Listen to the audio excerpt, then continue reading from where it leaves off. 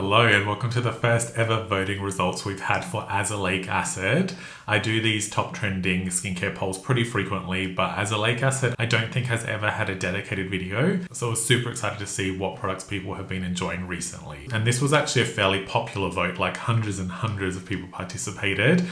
For some reason I thought Azelaic acid was still relatively niche, but it seems like it's definitely hit the mainstream. If you followed me for a while, you'll know that I'm pretty stubborn and steadfast when it comes to prescription topicals or even OTC products. So where there's an ingredient that's available or relatively easily accessible in a prescription or OTC format, I'm pretty much always going to recommend and suggest using those versions of the product. Just because although I don't necessarily think cosmetic brands are all shady and all about marketing, as a consumer or like a customer of skincare, ultimately there's no regulatory requirement for cosmetic brands to prove that their product has actual efficacy in the skin. So you're sort of relying on the trust of how well a brand is able to stabilize and formulate a particular product to deliver these actives. And since there are very few clinically relevant ingredients, Azelaic is one of them, like retinoids of course, the few that are available with in an actual drug format, I feel like if you have acne and rosacea specifically, then you should try and seek out those actual like clinically medically relevant products. Not everybody agrees with me on this. It's just as somebody that does rely on these ingredients for actual efficacy, I'm more unwilling to sort of trust cosmetic brands. Having said that, there are a handful of cosmetic products I've used that I think actually work just as well as the OTC version. So I'm not saying it's impossible. I'm just saying there's a higher degree of trial and error that you're stumbling upon a formulation that's actually designed well enough to function in the skin. Now, with all of that ranting out of the way, I guess I'm coming at that more from the point of view of someone that does live in Australia, and we actually have Finacea, which is probably the gold standard azelaic acid. It's available OTC here at a 15% concentration, and I'm pretty sure it retails for like $25, $28 in that range. So it's probably also more affordable than nearly every azelaic acid product on this list. So there's just no reason to seek out a non-OTC. But if you live in another country where azelaic acid is more difficult to source, then of course looking at cosmetic options makes a ton more sense. I don't want to come across too judgmental. As I said, it's just more about if you're using it for medical reasons, then reaching for medical products is probably the way to go. And before I get into the voted list, my personal favorite that I've used in the cosmetic realm is actually the SVR Flash Ampule. It still has a little bit of that kind of gluey texture that azelaic acid is known for, but they've been able to thin it out really well. So I quite like this texture. It does tingle a little bit on my skin. It's a 15% concentration, plus it has a lot of other cosmetic actives in there to really round out the formula. So one that I can personally recommend that I feel like works as well as like Finacea would be the SVR. This didn't make the list, so I'm cheating by throwing it in. But azelaic acid has been a prominent ingredient in my routine, and there's been lots of products that I feel like just don't do anything. As always with these vote results, I'll throw in my general feedback if I've tried a particular product. Sometimes my content can lean a little bit negative when I give this feedback, but I don't mean it to come across that way. But as consumers, we just really don't have protections in the cosmetic world to ensure products are properly designed. So I do like to throw in, just some feedback that might encourage people to question what they're using a little bit. And I'm not saying that I have all the answers. I'm in this with you, trying to decipher which products are actually working. But I think social media has been overrun with a lot of marketing budget that controls the narrative. And I'm not convinced half of these products actually work the way that their reputation might imply. Anyway, gosh, this is the longest intro ever. I'm so sorry. Moving into the top 10 finally. And number 10 is the Ordinary Azelaic Acid Suspension, 10%. I mean, this would be probably the most well-known, or at least one of the products that started to popularize azelaic acid. Put simply, and I don't know how else to say this, but I absolutely hate this product. It is the most pasty texture, and there's just no way that I was able to actually integrate this in my routine properly. So if you're able to use it, I just want to send you out a huge congratulations, because it is a challenge. And I think you have to be dedicated to use this product, and your skin has to be really resilient to use this product. So yeah, I'm actually pretty confident that it would work quite well if you're able to use it. It's just the texture is so prohibitive that I just can't wrap my head around it. So yeah, well done if you can. Number 9 is the Allies of Skin Azelaic and Kojic Advanced Clarifying Serum. I'm pretty sure this is relatively new. I have bought it, but I haven't started using it, so no real feedback to give. It does sound like a pretty well-rounded product. I'm pretty sure it's 10% azelaic. Number 8 is the Dermatica Clarifying Azelaic Acid, which I believe comes in both a 15 and 20% format. The votes didn't really specify which one people were using. I assume that just depends on where you end up with your skin concern. This is one that I haven't used. I think Dermatica is like a online derm sort of prescription style service, and I haven't used the Dermatica, so I really have no idea of this particular texture. But if you've tried it, I'd love to hear in the comments if you could maybe elaborate a little bit on how it feels on the skin. Number 7 is the Azclear Medicated Lotion, and this is another OTC azelaic acid available in Australia. I'm not sure if it's sold worldwide. I'm pretty sure this one is at 20%, so it is on the high end. And another one that I just was not able to integrate because it is a super like gluey texture, and I've said the word gluey tons, but that's just the word that comes to mind when I think of azelaic acid. This is another one that I'm very, very confident would work really well if you're able to tolerate the texture. My skin doesn't actually take to azelaic acid that well when I use them, especially in the 15% plus range. It kind of feels like fireworks are being set off on my skin. So this one I just struggle with across the board, both texturally, but I also think the concentration is just that little bit too aggressive for me.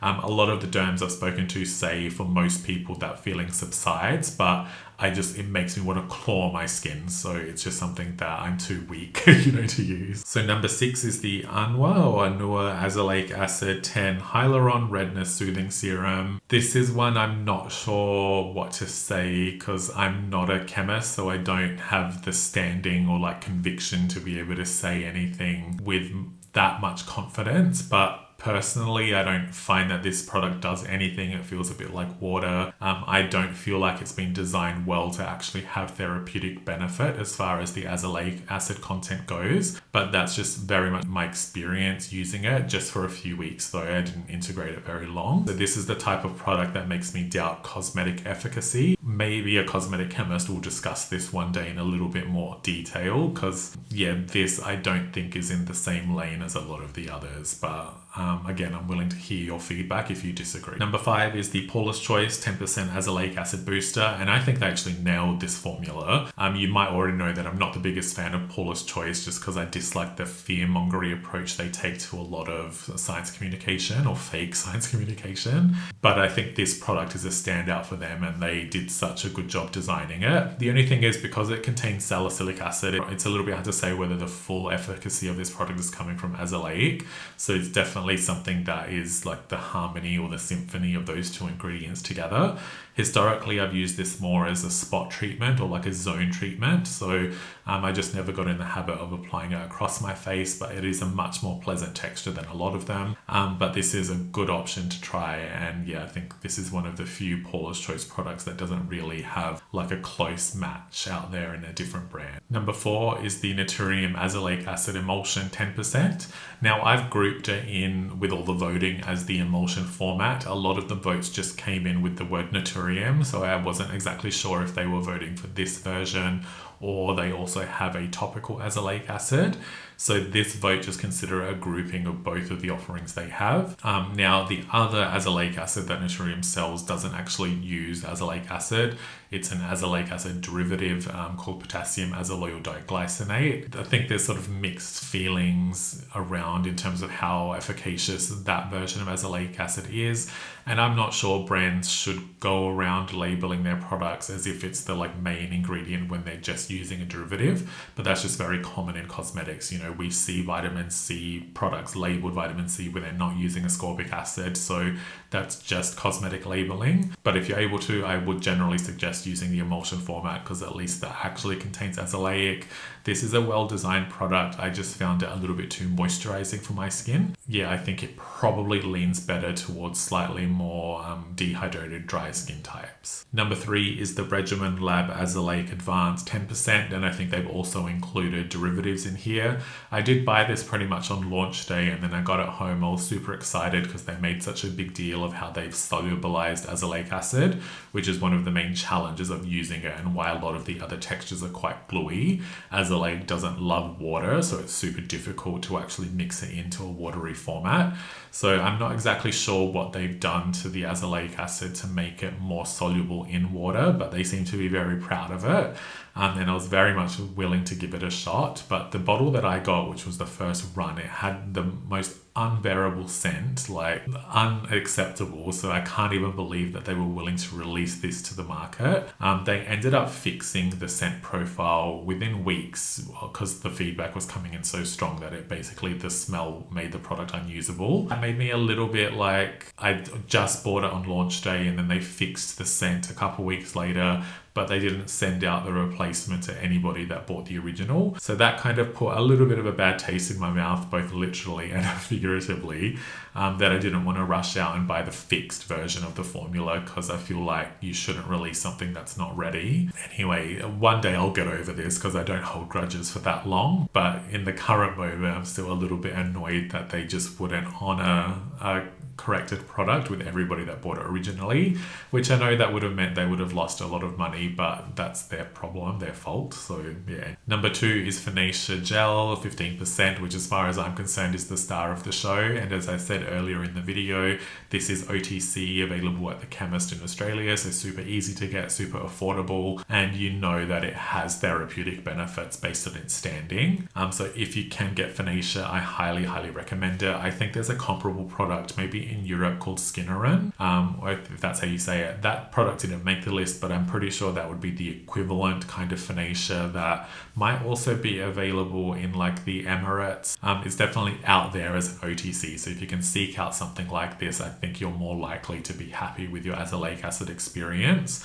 And they've done such a good job with this texture. It's much more smooth and light feeling on the skin, a little bit like a gel cream. And number 1 on the list, and probably the one that I see most often, and maybe you do too, is the Niche Beauty Theramid AZID, 15% azelaic acid. This is super popular because they did a really good job with this texture. It feels relatively light. It's sort of like a milky emulsion serum.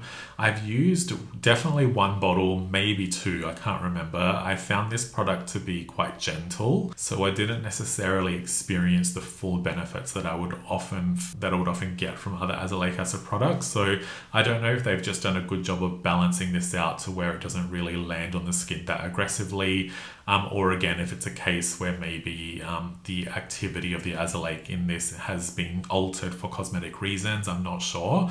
I'm not saying this is a bad product at all. It just didn't really lead to the full efficacy of some of the others that I've used. But as I said at the start of the video, I'm always a proponent of OTC products when they're available. That's the end of this list. I guess the last thing I'll say is that azelaic acid's reputation is probably still developing. So I'm not sure that we have enough clarity just between us, like in the skincare community and the skincare industry, just exactly what needs to happen to make this ingredient shine and to get the best results. So I feel like I'm being very vague, but it's just because I'm very unclear, because I have a lot of questions around azelaic acid and just the wildly different experience that I've had using a lot of the azelaic products around. So I hope we just get more clarity from people that know better soon. If you have anything to share on this topic, please do in the comments. I'm not trying to come across like a know-it-all. This is very much just for discussion purposes. So yeah, anyway, thank you for watching. Please don't forget to like and subscribe, and I'll see you in the next video.